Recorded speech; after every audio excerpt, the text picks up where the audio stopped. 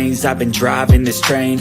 Years in this lane, there's no stopping this flame. Cause I came to the game and I changed it to play how I like, rearranged it to my own domain. Yeah, I got what it takes, made lots of mistakes, taking shots, skipping breaks, feeling lost, feeling great, popping off, singing straight, never stopped, never changed. All the squad here to play and I've got something to say, yeah. I work hard each and every day, I get lost in the words I say. I don't push pause, no I push play. I won't stop till I make a change. I withdraw on the things I make. I turn flaws into flawless traits. I build tall, never capped in space. I won't stop till I hear him say, oh, oh, la, la, la, la, la, la.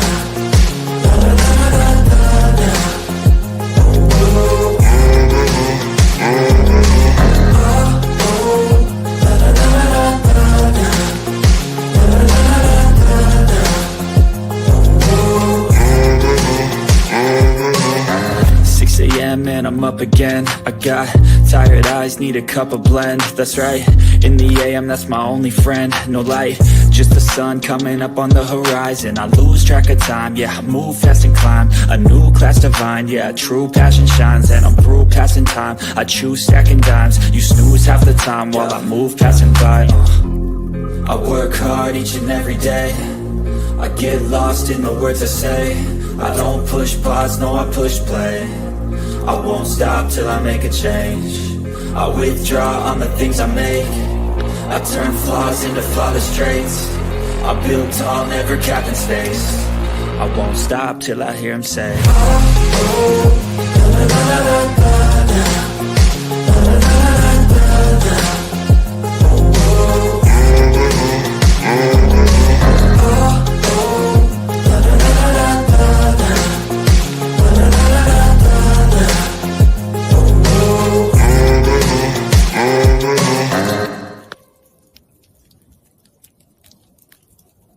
Okay, 1 second. Give me 1 second. Hey, Geneva. Hey, Wendy. Hey, Stevie Lee. Hey, Sophie. Hey, Zeus. Welcome back. Hey, Stanley Cup. Give me 1 minute, y'all. It's been a very trying day. Been a very emotional day. I got my full testimony earlier. Had to go through a lot of steps to get it. I had to send in my ID and ask the judge to actually unseal it so I could get that. And I got it and I read it. It was very, very tough. But don't worry, I'm not reading that part. They're just going to have to fiend for that. I mean, maybe once at some point I'll read it, but I know I can't read it without being upset. I don't see Zeus. Where you mean Jesus? Oh, okay. You meant, no, I'm talking about Jesus, like up above, not Zeus. Anyways, y'all know what I'm saying. But anywho's. So, truth bombs came in here at the beginning. And by the way, that noise is a fireplace. People are like, are you chewing gum? No, it's a sound effect. It's a fireplace. There's a fire. For the scene that I'm on, it's a Christmas theme. And there's a fire. And the option is to do the fireplace, or I could do like a snowstorm sound effect. But I want the sound effect on it. I want the background. I want something that's kind of calming and relaxing. And so if the fireplace is that upsetting to people, then I'll switch it to the snow thing or whatever. But yeah, it's just a sound effect. I'm not doing anything. So anyways, just give me a second while I get everything together. Okay. So here's where we're at. First off, Truth Bones, thank you. Thank you for coming in and trying to talk me out of reading this, which I appreciate it. No, I don't do substances, so that's nice. It's literally a fucking sound effect. Watch.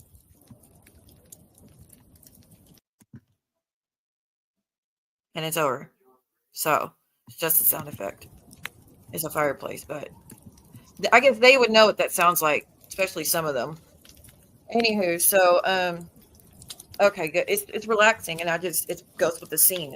People get so butthurt over the dumbest things, but nonetheless. So anyways, thank you, Incheck. Yeah, that's what they do. Look, I hate to burst their bubble. I've said it 1,000 times. I've never done substances. I've never done them. Never wanted to, never had interest in it, never thought it was fun or it looked fun or appealing. I've never been interested in it. So y'all are just going to have to get over that. Yeah. Well, some people mentioned it the other day, but some people are being funny about it earlier.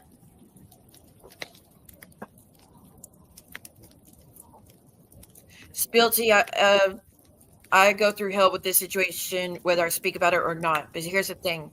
If I don't share this, they will continue to say lies, say I lied about it, say the trial had nothing to do with what happened to me, said that my testimony about that situation was not important. It had no bearing on the sentencing phase.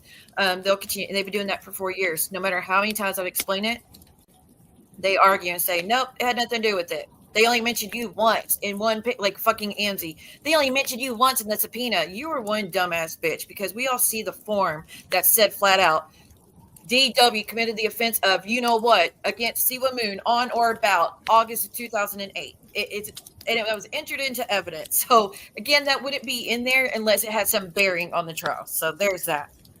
But I'm okay. I'm a little shook up reading the testimony and the sentencing. I'm still emotional about it. I will say trauma does a number on you, because there was things I don't even remember. Like, not just, I somewhat remember that. No, I don't remember it whatsoever. And I knew it affected me a lot on my memory, but I just didn't realize how much until I reread some of that stuff. Got my mind blocked out, I guess.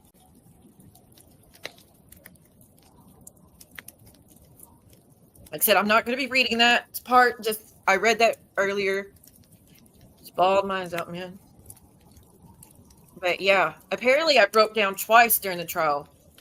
I remember breaking down when they first brought me on stand to about the actual ending, what the main trial was about, right? I remember breaking down as soon as I got up on the stand and saw him, and I just lost it and was hysterical crying. They brought me to the hallway and had to take a break so I could console, so I could get myself together to even talk. But I didn't remember that in the sentencing I did that too. Apparently in the sentencing I also was inconsolable, and they had to take a break because I couldn't continue. So I don't remember that. Like I said, I just remember the one thing. And then apparently I brought his mom up to the trial. I mean, not to the trial, when they did his indictment or whatever.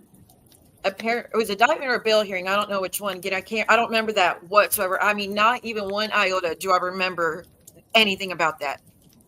But if I said it, it happened. So apparently I brought his mom up there, and they made us leave because he would not stop trying to get my attention. And so I even said, I kept staring down, and the deputies, whatever, said we had to walk out because he wouldn't stop. So I don't remember anything about that. None whatsoever. So it's kind of shocking that I can remember big parts like that, but I did. But I thought I had never met that lawyer. Apparently I met him that day. I have no recollection of it. I remember talking to him on the phone twice, and that was it. So that's why I guess the appeal didn't really go through. See, they're trying to say, the lawyer had no idea about this person and that she might be called in, but the dude fucking met me. If you met me, then you know you fucking knew about me. So I guess that's why he couldn't keep me off the stand like he tried. But anyways, it was very alarming, very upsetting. Again, I cried like a baby through it. Of course I did. I really thought I would be good, but I wasn't. It's just some of those things I don't remember at all.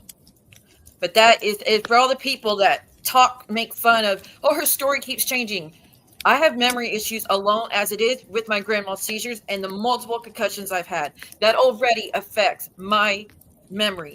That is a fact. I have a lesion on my brain from concussions that I've had, and it affects my memory. I can't help that. But even if it wasn't for those, severe trauma does numbers to people in memory. Your brain will suppress things. Except one of those things that he did, I didn't even remember it. And now I remember it again. It's because I fucking read it. I guess back when it was still fresh, I still remember that he did a certain thing. All these years, I never remembered that. In all the flashbacks I've had, I've never remembered this one certain thing he did. But actually, multiple things. Like he kept checking my pulse during to see if I was still alive, and said, "Yeah, you're alive," and just kept going. Or "You're still alive," and he continued. So I didn't remember that in the moment, but now I remember him checking behind my ear to see if I was still breathing.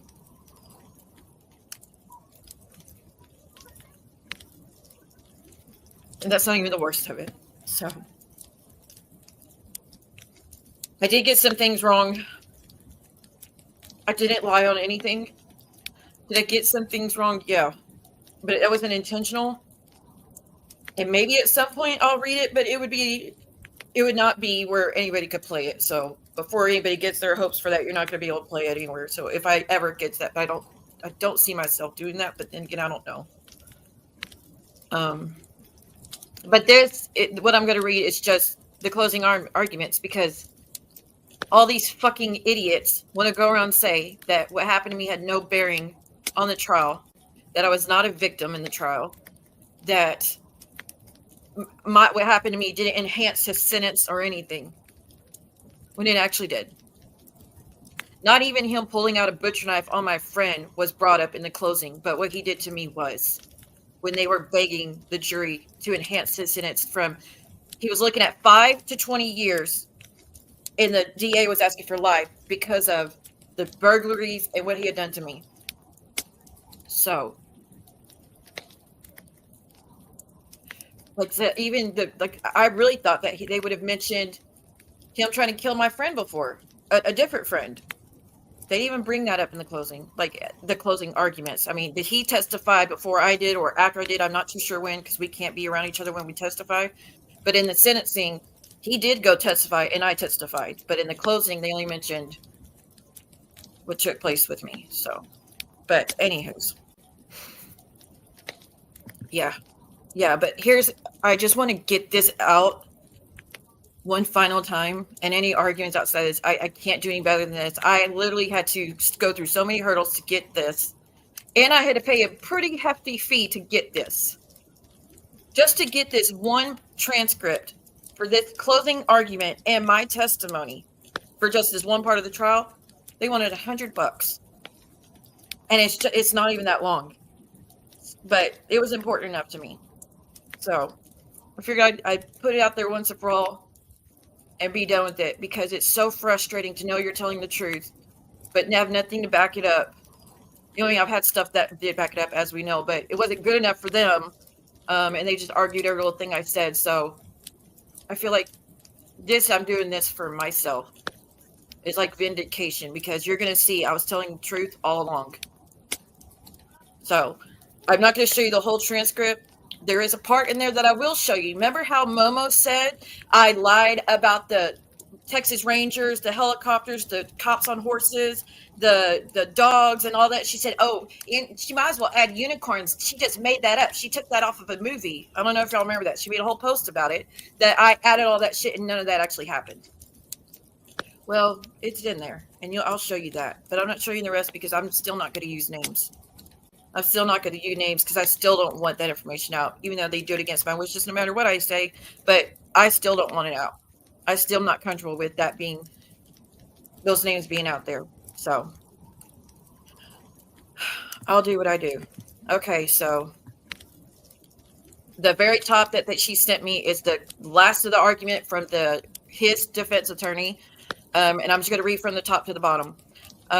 But again, I don't have the whole defense attorney's closing argument, because I didn't ask for his. I only asked for the closing argument pertaining from the DA, which is not for the closing argument for the Merck trial, the closing argument for the sentencing. So this is after the trial already went through. He's already found convicted for in first degree. He was already found convicted or guilty of that. And then I testified, my friend testified, cops testified about stuff that they've known him to do.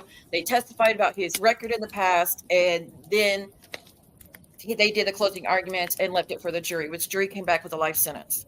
So that's what I'm going to be reading, but I'll read you even the last little bit that his defense attorney said and go from there.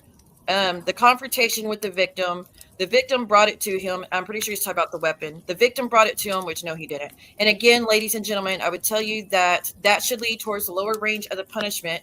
And that's what we're asking you to do. I'm not throwing out any specific number, but the lower range is 5 to 15 years, depending on what you find on the enhancement. And we're asking you to come back at that lower range. Thank you. So that was the very end of his. I am telling the truth. I'm literally reading court transcripts, so shut up. Yeah, y'all just block any of those idiots that try to come and say that. I'm reading the fucking court transcripts. Okay, the court, thank you, defense attorney. Then they go to the DA, Mr. Fuck, I think they already know. Mr. McKee, you may close. So Mr. McKee is the DA who now he's a judge. There was 2 DAs that tried the case. One of them is one that came out to the resort to interview me and asked me what I knew, and then took my statement about, you know what, he was trying the case, and then we had the actual DA, which now he's a judge. But they go, Mr. McKee, you may close. Mr. McKee says, thank you, Your Honor. May it please the court, Mr. Defense Attorney and defendant. The court, 8 minutes was used. Mr. McKee, thank you, Your Honor. I know this has been a real emotional case. I can tell you one thing for sure, and I think I can speak for the lawyer, the defense attorney. It seems like we argue and fight a lot. I can tell you that I've known defense attorney a long time, and he puts a lot of effort. He puts his heart and soul in a case, and it makes him a really good lawyer. And I believe he is a really good lawyer. But I can tell you that I put my heart and soul in a case too, and that's just the way the system works. And I think you've received the benefit. I would like to think of 2 lawyers that have strongly advocated for our clients, mine being the people of Blank County and Mr. Defense Attorneys being the defendants, because that's what the court asked him to do, and he's done it. And I appreciate that kind of defense. I'd certainly rather go up against a lawyer any day of the week that's good, rather than someone who could just fall on their sword. And I don't mean that to be funny. And I think the defense attorney has done that. And I think that the defendant certainly got the best defense that anybody in this county could have given him. And just so you know, I'm not going to be able to see the chat from here on out. Okay. So mods, I really need y'all to be on the ball. Okay. But that being said, people tend to think that cases are about lawyers. And I don't like it when I hear that cases are about lawyers, because cases are about the facts. Cases are about emotion. Cases are about the facts. Oh, cases aren't about emotion. The cases are about the facts. But I think you know now as jurors that now when somebody says that to you, you know that's not the truth. You certainly know that's not the truth, because you've got a real good attorney in the DA, in the defense attorney. And he argued for his client and advocated that position. Yet you found him guilty based on the facts, not based on me, not based on him, not based on the assistant DA. You did it based on the facts. And the defense attorney said a few things that were right. You know, I did stand up yesterday and I told you I didn't think that DW was an evil person. I still don't think he's an evil person. I don't want DW to K himself. I still don't want DW to K himself. I care for him. I represent him as a citizen of Blank County. But I also represent the victim. And so when I stand up and I say, however, all that said, I'm going to ask you to send him to the penitentiary for life. It's not because I hate him, not because I hate him at all. I don't know him, but you know the facts. You know what he's done. And let me tell you, there's a couple of things I want you to consider. You know, we talked about this in voir dire. I don't know how to say this word, so don't tell you. We talked about this before. We talked about this full range of punishment. Now, you can do a couple things. You've got a couple options on this charge that the court has given you. And I hate going over this and wasting my time in the closing argument, but I feel like it's important. You know, if you check the first block, you're saying that you don't find that this to be true, that enhancement paragraph that I read to you in the indictment. And you heard me read it twice. Once this morning when DW wasn't here, because he was still on the loose at this point. The other time when he was brought back. That's what we call the enhancement paragraphs. Under the law, if you find it true that he has been to the penitentiary before for that conviction, which I read, which is in here, then the minimum punishment is 15 years, minimum, and the maximum punishment is life. If you find it's not true that the commitment, that offense that we allege in the indictment, and it's right here, then the minimum is 5 and the maximum is life.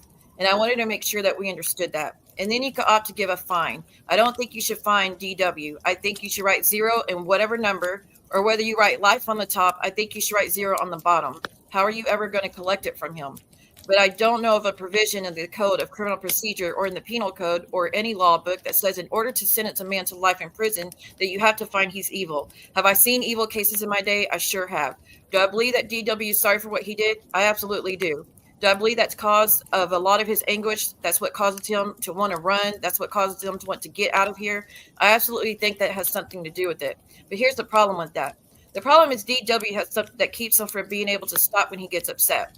And you've seen that today, because I told y'all how DW said he would beat the DA's ass. It's either the DA or the assistant DA's. But he said that if he didn't have handcuffs on, he would kick his ass right now.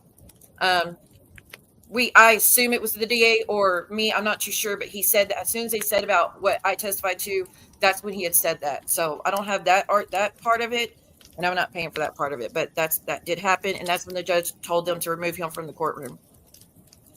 But anyways, you've seen that today. You've seen that he can't control that. I mean, we're talking about a man that when he was a young man in his 20s or earlier that went to the penitentiary for 10 years. 10 years on a 10-year sentence. 10 years on a 10-year sentence. He, I guess, repeated himself. And when he got out, all he knew was the penitentiary. And then what did he do? He continued to commit acts because that's all he knew.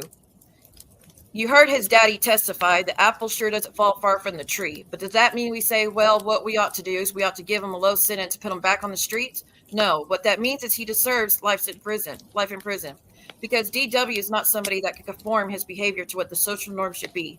And I think every one of y'all have seen that today.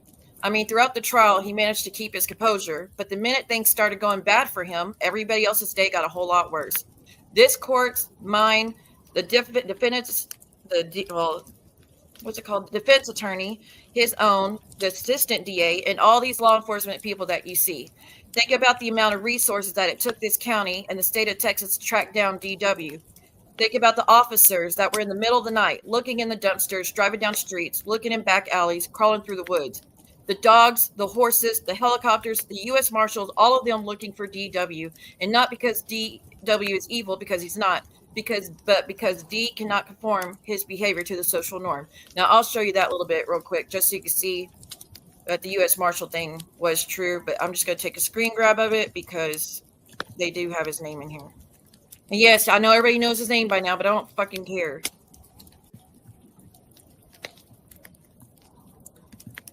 I'll show you, put that up on the screen real quick.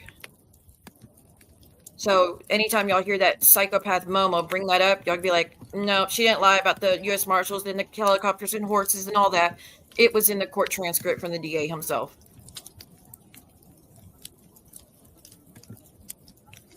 And then they even said I was not under protected custody as he was loose. Yes, I was.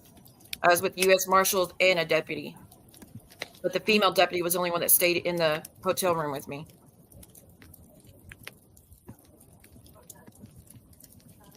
So, the dogs, the horses, the helicopters, the U.S. Marshals, all of them looking for the defendant. Hey, buddy, how are you? So, no longer can you say that I made that up and took it from a movie and exaggerated it because I wanted sympathy. Okay? We're going to continue. So, when you go back there, you've got to ask yourself, what do we do with him? What do you do with someone like that? It's evident he cannot be rehabilitated. He spent 10 years in the penitentiary, and as soon as he got out, what did he start doing? He started committing crimes that are so horrible. Siwa Moon, do you really think she made that up? I mean, you saw her. She could barely keep her composure. And talk about having an effect on somebody. You know, a lot of us didn't sleep well last night. Most of the people in this city didn't sleep well last night knowing DW was on the loose. And not because he was evil, because I don't think he is, but because he cannot conform his behavior. And deep down inside, DW knows that, and he struggled with it his whole life. I think he has. So what do we do? You know, Siwa Moon last night had to sleep with a deputy right by herself in protective custody. You know, we subpoena these people, and sometimes we have to drag them in court to testify because it's so dangerous.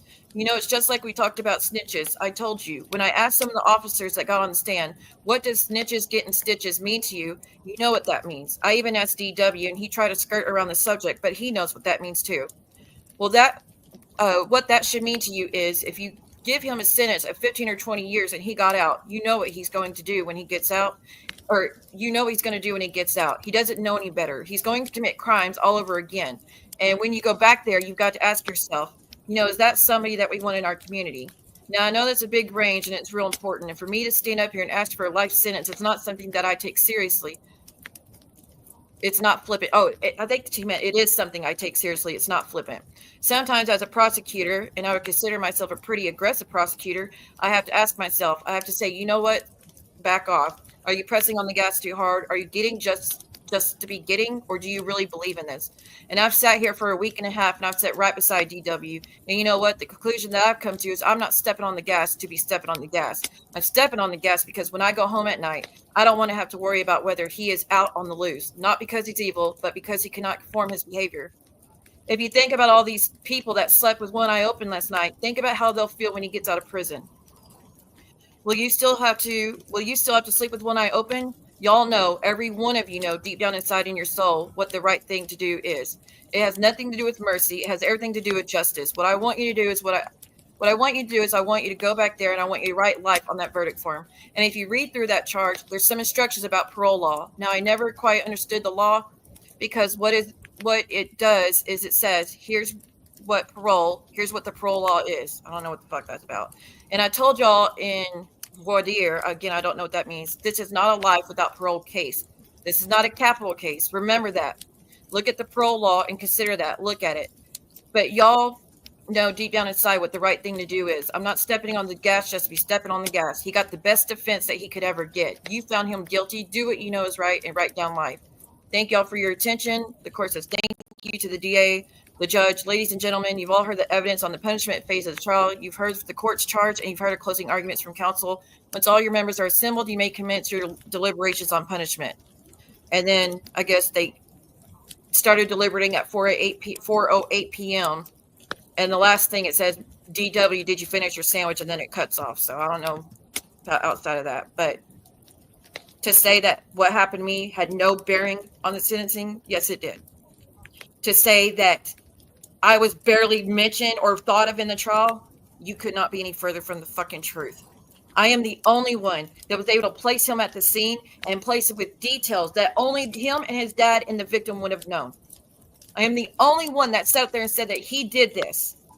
This is how it happened. This is what he did. This is where the weapon went. All that because his dad fucking told me and his dad helped. So without that, they wouldn't have anything else except the victim saying, this is who did it. And they never got the weapon. They never got witnesses. It was only him, his dad, and the victim that saw it go down. But because the dad trusted me, he told me all about it. But he also made death threats to me if I ever told anybody. And that's mentioned in the transcripts. That he said he would. Anyways, I'm not going to get into it. But I don't even remember that they had made plans to kill Keaton, my ex-husband. I didn't remember that. But apparently that happened too. Him and his dad were talking about locating him and killing him. So, very dangerous situation, and I risked a lot to do that. And for the people that said I was forced to testify, well, that's going to be mentioned in my testimony too, because the defense attorney says that you left your name and number to the detective on May 7th. Why didn't they come out and investigate, ask you about this sooner? I said, I don't know, but I did. I left my name and number. I found the name of the lead investigator in the newspaper and called them and told them I knew everything about it. And they even know that I left messages multiple times for the investigators to call me so I could tell them everything. So there's that. And then as far as he wasn't charged with, you know what? I didn't press charges. That's also in the transcript, how they asked me, why didn't I press charges? Did I ever want to testify against them? Did I ever want to be seen in the courtroom? Did I ever want any of that? I said, no, I didn't want any of this. I wanted to just go about my life and act like it didn't happen. And did I tell anybody else about this stuff that had happened to me? I said, no, I didn't really talk about it. I only talked about it with my therapist, my family, and doctors. I didn't go around talking to people about it. So, but there's a lot of proof. Like I said, some of the things, yes, I did get wrong. Some of the things, like I said, that apparently I went to some hearing because his mom needed a ride. I took her to some hearing and they made us leave because DW wouldn't stop trying to get my attention. I was kept staring at the ground. It even says in the cross-examination that I was looking at the ground. But another thing I got wrong is apparently I went to visit more than twice. Apparently, I took his niece, his nephew. I took his niece on one trip, or nieces. I took his nephew on one trip, and then I went with church people. I don't remember any of that. I don't even remember a nephew at all. But I know that he had one, but I don't even remember. I couldn't even tell you right now what this nephew looked like. But again, that's what trauma does to you. But I'm telling y'all, I didn't lie about this. He didn't face charges because I didn't press charges. So the whole phone call, getting the phone call to the police saying that this person just stole my stuff. I just want to know what I do to get back. And then the operator saying, "Ma'am, are you hurt? Do you need help?" And I started crying and said, "Yes, I'm hurt. I'm in a lot of pain.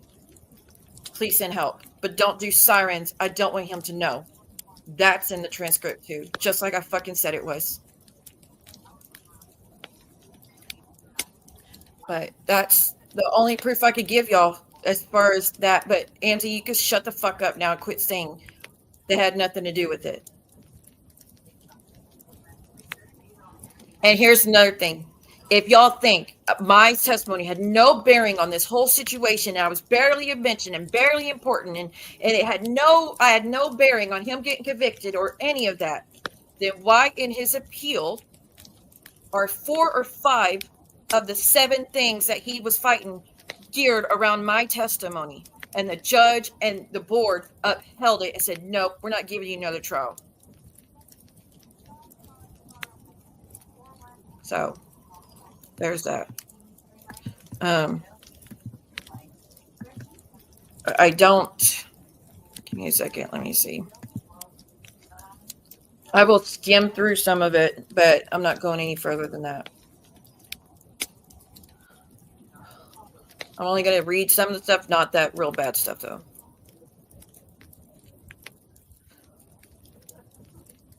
Let's see. Good morning, Siwa Moon. Good morning. Would you please state your name again? Siwa Moon. For the jury. Sorry, say that again. Siwa Moon. And are you the same Siwa Moon that was in here on Monday and testified before this jury? Yes. In the trial of DW? Uh-huh. And I'm not going to go back over all the same things that you've testified previously, but just again to remind the jury, you first met DW in May of 2008. Yes, sir. And where was that again? The state hospital. You've been there for a 2-week stint, I think, on a voluntary commitment. Uh-huh. The court told me, "Ma'am, if you would answer with yes or no," which I've never been on the stand before, so I messed up, but I said, "Yes, I'm sorry." The DA, "Okay, let me ask you questions. If you need to re-ask the question, if you don't understand it, just feel free to do that. But listen to my questions and just answer." Okay, Siwa Moon. You had met DW at State Hospital back in May 2008. Yes, sir. And he told the jury a little bit about how it initially started. And just to recap, why did you come back to the county? I said, because the mother had called me and said that DW just wanted me to know. She said that DW told me to call you and let you know that he won't be harassing you anymore and bothering you. Because apparently also he was calling my mom's house threatening to kill her too. He was threatening to kill me before he got arrested. He was threatening to kill me, threatening to kill my mom, and calling my ex and threatening to kill him. So somehow he got my ex-husband's number. So, it says threatening to kill my ex. I don't know if that meant calls to him or just the call. He made calls to me and said he was going to do that. Not too sure. It didn't really specify. But for all those that said that I went back because I mixed him and all the other shit, no. Like I told y'all, I went back to help his mom. I felt safe knowing he was behind bars. That was stupid considering he escaped from the courthouse and shit, but I felt safe thinking he was behind bars, wouldn't get out. He says, "No, let me start back. I'm talking about back in May when you first came to this county from the state hospital, when your mother brought you down here to stay with the people I lived to take care of, like I told y'all. Y'all said I left there to go be with DW to cheat on my husband who I'd left for the abuse. And y'all try to claim I went to go be with him when no, like I've always told y'all, I went to go live with this family to take care of this 88-year-old blind woman because she had nobody to help her." So, like I fucking said, I said I was going to go take care of Peggy. She's an 80-year-old blind woman. She's 88. She had no one to trust as a healthcare provider, nobody else that she wanted. And we kind of connected because I talked to them on the phone when I was still in the hospital. And they said I could live there so I could relocate and be an at-home healthcare. I had an interview and everything, and they had hired me, which that didn't go through because I left before it happened. But I was her healthcare provider because before they had to finish up the paperwork, and before they even finished up the paperwork, he did what he did, and I left. So I wasn't there for very long. I'm not gonna read some of this. They said, was DW your kind of guy? I said, no, no, no. And why not? I said, I don't have any. I just don't deal with people with criminal records. I don't go around any drugs or anything of that nature. People, I mean, appearance-wise too. I mean, he's not my type. Clean-cut guys really stand out to me. Would you describe DW as clean-cut? No. So, all those, how Maria says, oh, you sure know how to pick them. I didn't pick them. Like I fucking said. I wasn't attracted to him. I didn't find him cute. I didn't find him interesting, nothing. He was a friend. And I felt forced that I had to give into giving him a chance because he was getting angry and angrier. And it even says in there how he kept asking me and asking me and asking me. And was getting angry the more I said no. So I finally said, fine, I'll give you a chance. And within a week, told him no. And that's when he started locking me in the camper. How was he treating you at first? He was just constant praises and telling me how wonderful a person I was, and I didn't deserve all the stuff that Keaton had done to me and that I had been through with him. He said, so you had kind of told him a little bit of your history with your abusive relationship with your husband. I said, well, he knew what I was going through. The DA. And again, that was kind of why you were there in the hospital in the first place? Yes. So he heaped praises upon you? Yes. Told you all sorts of nice things? Yes, sir. Let's see. When did things start kind of changing? I said July 4th was the main point in time. Okay, and what happened July 4th? I had put on makeup, and he thought I was doing it to be attractive to other people, instead of which we were having a celebration with fireworks with children. And he just went berserk on me, and he took my makeup, and he hid it from me. And then he was locking me in the camper and wasn't letting me out. And then he would stand in my way, and I said, please let me out of here. And he says, no, you're not leaving. And he'd lock and hold his hands up against everything. So when I would try to back up and run and ram him to get out, I couldn't get out. I couldn't make him budge. They said, what trailer are you talking about? I said, it was a camper that the husband had on the property. Is that where you were staying? Yes. And so you're saying that, would it be fair to say that he had kind of became controlling after about a month or a month and a half of y'all's friendship? Yes, he's raised his hand at me and stuff. Okay. The defense attorney pops up. Your Honor, I'm going to object to that. We haven't received any notice of any prior assaultive behavior or anything. We've never been told about any of that, and I would object to that.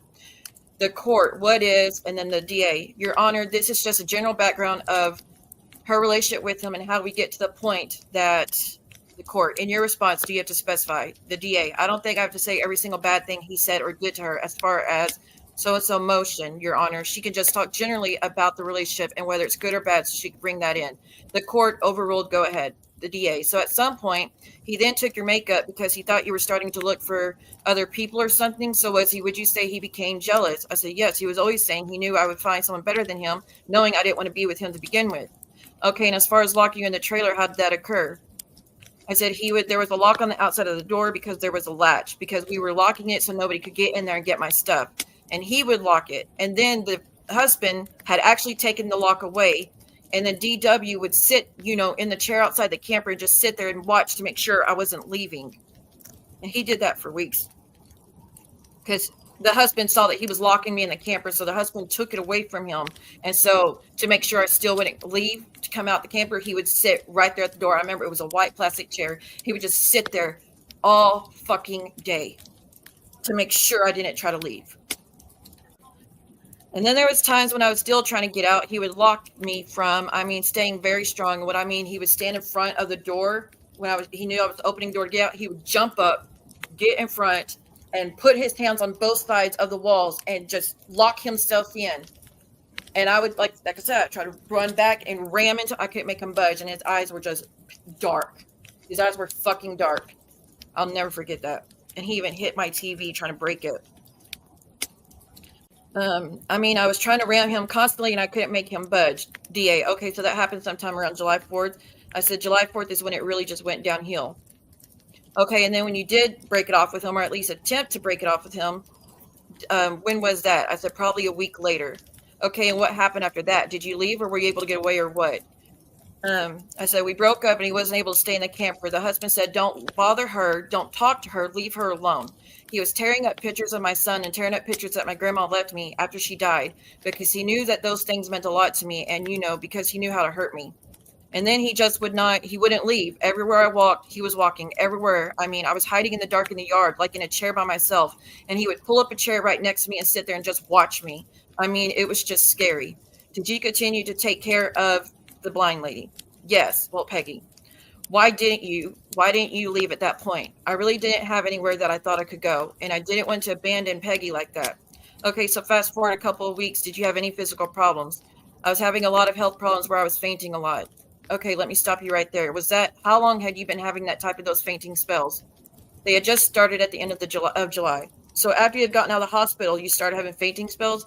Well, I was constantly going to the hospital saying, look, something is wrong and it's getting worse. And I'm running into things and I'm not able to function. I don't know what's going on with me. And I kept telling DW, please don't go. Stay at home. Leave me alone. Because they look at you and think, they look at you, and every time we go, they look at him, and they're like, I think you're up here for substances, and they don't listen to anything I say. So it's like, you can't go. I said, you cannot go with me. Leave me alone. But he would go anyways. When you're saying go with me, where are you talking about going to? I said to the ER, because as soon as they see him, they don't, they just don't listen to anything else I say, because he had tats everywhere, which was gross to me. It's tats on the face. Different tats everywhere else, but on the face, gross. Sorry, not sorry. He was gross to begin with. How many times did you check yourself into the ER? I said probably 15 or 20 times. I mean, because my condition was just getting really bad. Okay, and did that condition culminate in anything really serious? I said, yes, respiratory arrest. Like I told y'all, I quit breathing. I wasn't breathing. CPR had to be done on me twice. When was that, if you can remember? I said, toward the end of August, the night before I went to something. The church took me to a different hospital because everybody knew DW in this area, so they took me to a different area. And I was telling them what I was going through, and they put me in an ICU unit because my blood pressure kept bottoming out. And they said, I was going to slip into a coma, so they had to keep an eye on me all night long. Did you ever find out were you just blacking out, or were you having some sort of seizure or what? I said, at that point, it was just brief blacking out and stuff, and not being able to, I don't know how to explain it. It was like gravity or something. I don't know how to explain it. I couldn't control myself. I was running into stuff. Did you ever start having what would be considered seizures? I said, after the respiratory arrest, CPR was done on me twice. And then it was immediately afterwards, I was having them constantly where I would black out 30 to 45 minutes. It's always in that time frame. And I could hear things going on, but I can't move. I can't respond to pain. I can't do any kind of movement. My mind is active, but everything else is not. Okay, so you were fully aware of what was going on during those times. I said, I could feel everything, every little pain thing they would try to do to get me to respond, and I couldn't. Okay, so did you, and then I guess I interrupted, and the stuff under the nose, smelling salts, I can't respond to that. It's just after 30 to 45 minutes, I will wake up with extremely bad migraine, which those went to full-blown seizures later through the years. Okay, did they ever give the name of those types of seizures? I said grand mal seizures, and then they said serious seizures because anxiety and fear was also bringing them on, and they still don't know. They said they have to catch the actual seizure during an EEG, and the EEG is only 1 hour. So they were going to transfer me to a unit to keep me on an EEG all night long, but I didn't have the insurance to pay for something like that. Was DW aware of these physical problems that you were having? Yes. Was he ever there when you had this? Yes. They said, was he there for the initial big seizure, these grand mal seizures? Yes. He knew that I couldn't respond and I couldn't do anything during them. Yeah, which I knew I had some, but I didn't think I would not remember big moments. Like I knew some details I would get mixed up and get wrong, and that's not intentional. It's part of it. And sometimes I remember it, sometimes I won't remember it the next time I try to talk about it. It's very hard when it's something so horrible in your life. Like I said, there's some key components in that I haven't remembered for years. Like to him checking my pulse to see if I was still alive, and then said, "You're still alive. I'm going to keep going."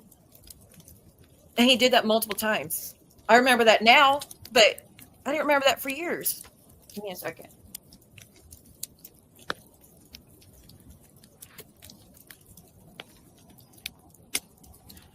I think I'm actually going to stop it there and go to members only, because I don't want it played anywhere. So I'll give out some memberships, or I don't know, maybe I should wait. Like I said, I'm not going to go into the details of all of that. So that's what they're hoping for. You're just shit out of luck. But Let me give out some of these real quick, and then we'll switch over.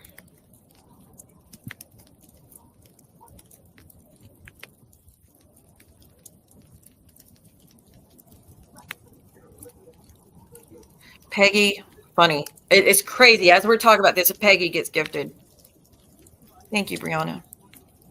Brianna, Stanley Cup. Sorry, I was trying to give some to you. Curvy Barbie OG. Tea Detox.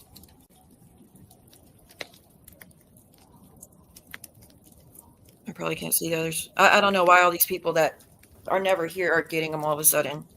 It's so annoying. But anytime it's someone I know is a big problem, I just go and block them, and then they won't be able to get them. So sorry for. There's a lot of you that I wish y'all could be over there, but I hope you understand why I'm going to be doing it behind a paywall now. To go any further from it, not to make money. It's just so it can't be used anywhere else. So I hope you understand. Sub up if you can. If you can't, it's okay. You don't have to. I just know I wish y'all could be there with me. I really do. And I just hope you understand why I'm going to be doing it behind a wall from here on out. I think they've gotten more than enough. More than enough. So I'm going to end this. I'm going to start another one right away. It will be so tempting to do the highest tier because I know a lot of people. It only give out 3. No, I think it's because 2 people are blocked. Let me see who the others are. If I go to my YouTube studio, I could pull those up. And by the way, Brooke, you really, like I said, I didn't strike you in months. I did not strike you since October 21st on my backup, and then September on this one. But if I wanted to be an a-hole, I wouldn't have responded to your counter strike immediately to where that strike immediately comes off. But as soon as it came to me, I was on the phone with Brooke's nose. As soon as it came to me, I responded right away so that strike would fall right off for you. I mean, like I said, going to court, it gets found that copyright infringement, then it's going to go back, of course. But nonetheless, that strike is now off your channel. I just got an email like 30 minutes ago that strike wasn't going to be active on your channel anymore. So I wasn't trying to do anything to be an a-hole or any of those things you claimed. Yeah, well, they can record it, but you know what they can't do? They can't play it anywhere else. So I'm sure they're going to do that no matter what I do, no matter what level. Celia got one. Let me see who else.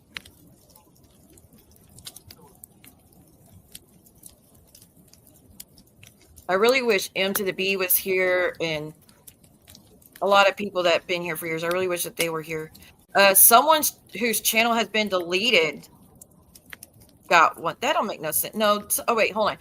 It says someone's channel has been deleted and they subscribed 0 days ago, and they're the second tier. So that's not one I give out. But T Detox, Celia, Curvy Barbie, Miss Lisa, and Peggy, you all got gifted.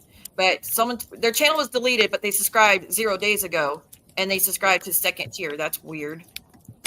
Anyways, but yeah, it is. It's stupid. It is a waste.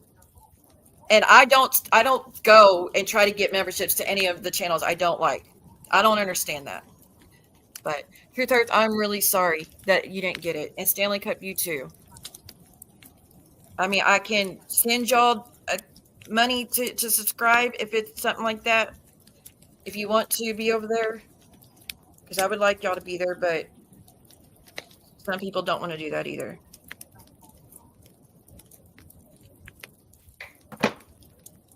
So I'm sorry. But now y'all you see the proof, and I just really want to get this done and out of the way, and then leave it there. So, anyways, I'll be seeing y'all on the members only. I know. Thank you. I appreciate it, Stanley, and I appreciate it, Truth. And I appreciate Truth Bombs that was here earlier saying not to do it, and I was like, I'm not doing it for them. I'm doing it for me because I feel I have missed you, Jesus. I've thought about you a lot, wondering if you were okay. But I just want to know I have the vindication, and I mean they'll still argue no matter what, but a panel of 12 found me to be telling the truth. The judge upheld it a year later. The DAs agreed that I was telling the truth. They investigated the cop that came out there that morning when he did that to me. Like, a lot of stuff was entered into evidence that y'all can't see because it is sealed. So, and to the idiots that think they're not sealed documents, there are sealed documents when it's stuff like this. There absolutely are sealed documents. There are things they will not release to you, like medical records. You won't get those. It is a violation. So the medical records that were entered into evidence of my trip to the ER and my trip when I found out I was actually pregnant from the SA and all this stuff, y'all won't get those. No matter how much you bitch about it. But that doesn't mean it wasn't there and it didn't happen. I was thinking that too the other day. Hey, little Miss Sunshine. Yes. Same. That's what I was saying too the other day. Before I asked them to help me get this unsealed so I could have it for my own benefit, my own records. I was like, you know what? There's been so much proof, and it says verbatim he did this to me. Verbatim that this is what he did. Not alleged. Yes, he did this because it was already proven, and that's still not good enough. But I feel like even if I had a fucking time machine to take them back and put them in the moment to fucking watch it happen, they would somehow say I deserved it, or it's my fault for letting it happen when I couldn't move, I couldn't do anything. I mean, I took a lot of injuries from what he did, a lot. So no matter, they would still argue because they don't want it to be true, because they can make me look bad or paint me a certain way. They've been trying to paint for years that I lie about what these men have done to me. I have not lied about any of it. Like I say, even with my ex, there's literally been police reports, ROs, pictures, audio. My parents have talked about it, all that. Freya came up here and spoke about it, all that, and they still say, she lied about all of it. I can't give you more proof except letting you be there when it happened. That's not possible. While these people don't show an ounce of proof, but you just demand you to believe them. So, I know. Hey, Crystal. Yeah, well, Momo's been the reason that it started back up. She's now calling me my first legal name and his last name, like as I'm married to him. Oh, look, his name's still on that picture. I didn't even realize that. Great. Oh well, y'all know the name by now, but I'm still not comfortable with that name being out. But she's calling me that constantly now. She's making shirts with his name saying, I love DW, making mugs saying, I love DW. She's a fucking piece of shit. And this is why your child wants nothing to do with you. You want to talk about my son? Your daughter literally went to Reddit to beg you every leave alone and said that the only reason you see her or her son is because you're still married to her dad. So that proof is out there. But I don't take pleasure in that. Like you take pleasure in what you think is going on. But you don't think anybody else could do that right back to you. Everybody can. Just nobody wants to. Yeah, well, I got the transcripts now. True. Thank you. Thank you. And thank you, Donna. I got the transcripts now. So, or unless they're going to argue that the DA lied or that I masterminded this whole plan 10 plus years ago to get sympathy from YouTube, but I never wanted to be on YouTube. Hi, Anna. How have you been? I don't know. She's a horrible fucking person. How have you been, girl? I haven't talked to you since, hell, I can't remember when. How are you? I hope you're well, and I appreciate you, trying to be there for those people that she attacks the most. And silver linings, you don't have to deal with her anymore. But okay, we are moving to members only. Just give me a few minutes to set it up. Jesus, I'll see you in the next live I do. And just so y'all know, I might need a few days after this because it's a lot. I wasn't even going to do this, but it's not going to get better. I'm not going to be, there's no way I could be like stone face cold through all. There's no fucking way. It's not possible. Was it possible then? It's not possible now. So it is what it is. It's not going to get any better. So I'd rather just get it out there. But Anna, we're going to be on members. I wish you could join. I give out memberships already for this month, or I give it to you. Same for you, Jesus. But nonetheless, members only. Anyone needs anything, you know how to reach out through me email. And if y'all see this, play it anywhere, let me know. Y'all know how strike happy I am. Even if they play the audio of this at all. So, and like I said, I'm hoping the main person that's used this to go at me doesn't start back up, because I was never lying about that, Brooke. I was never lying that it helped enhance the sentence, and that was mentioned to enhance the sentence.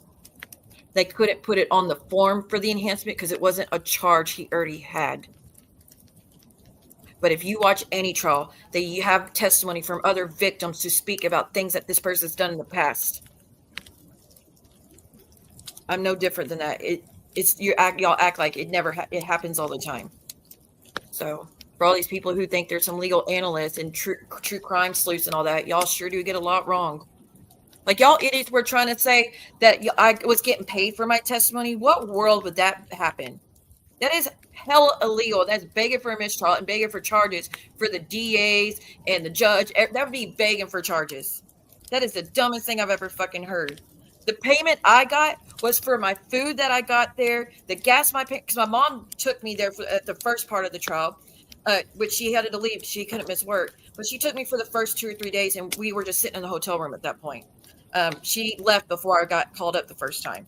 But her gas, because it was hours away, her gas for that, the gas for, driving around to get food, the gas, the hotel bill for me to stay there for almost 2 weeks or a week and a half, that had to get compensated. The state only paid for it at first when they moved me to the hotel outside of the city because he escaped. That's the room that they paid for, and they only paid for it that one night. But all that other, we paid for that out of pocket. So a victim's compensation is where you fill out the form and you get all the receipts for the food you bought, the gas, the room, any expenses you occurred during the trial to be there for the state. You keep all those receipts, and at the end of the trial, you fill out the form, send it in, and they catch you a check. That's what that was the whole time, not me getting paid to testify. And at no point was I forced to do it or made to do it. I completely had choice to do it, and I chose to do it. Not for me, but for my friend that got killed and his family and his kids. And just so the world would be a fucking safer place. Because he had already threatened to kill my son, kill me, kill my ex, kill my mom. Like, he was making threats to kill so many people. And clearly he's capable of it. So that's why I went. I wanted justice for my friend. I wanted something to be done about it. I just didn't seek it for me. But when they said I could testify about the sentencing to enhance its sentence, so they can make sure he'd be in there longer, I took it. And I thought that'd be enough. That'd be enough justice, and I'd feel better. But no, because these assholes come along how many years later and say it wasn't important or I lied about it. You know what I mean? Like, I felt good about my decisions until now. And then even when I tried to file charges again, it's now too late. But anyhow, the member's coming up right now. So much for, yeah, exactly. But God forbid if you want to bring up Momo's situation. Like I said, we are not the same. I got found to be telling the truth and in a conviction. You did not. No, he wasn't convicted for the, you know what? Because I didn't press charges for it. And that is, it is so fucking easy to understand. Y'all act like there's no way that I didn't press charges. I reported it, yes. I signed a form, signed a statement, everything. There are police reports about it, yes. But I do not want to press charges, and I told the officer, I just want to leave and never come back. But then I did it. I'm coming back after he got arrested to help his mom. And there'll be more details about that coming up shortly. But like I said, I'll see you on the members only. Thank you for being here, guys. For those that can't be over there, I'm truly, truly sorry. No, I want you there. I appreciate y'all being here even for this little bit. So I don't know what else can prove I was telling the truth about that. But again, if what he did to me had no bearing on the enhancement, then why would the DA bring that up? Okay, so anyways, because again, he even bring up him that DW tried to stab my friend before with a butcher knife. They didn't even bring that up, but they brought up this. So I will see y'all soon on Members Only. For the rest of y'all, I'll see y'all maybe in a couple days, guys. Just bear with me as I take a breather after this, okay? All right, bye, y'all. But if I lay down and I play dead and I stay dead, baby, you'll get sick of being the monster out of my head, under my bed, thinking something out of my nightmares, standing right there. But if I lay down and I play dead and I stay dead, then will you get bored of killing? So if I play dead, will you regret everything that you did, that you said? I don't think you understand what you're doing, and my heart's black and blue from the bruising. I feel like when I'm with you I'm losing. I feel like you think that this amusing, sitting there gaslighting and confusing. Was it me? Is it me? Am I deluded? I'm the one who's always sorry, the conclusion.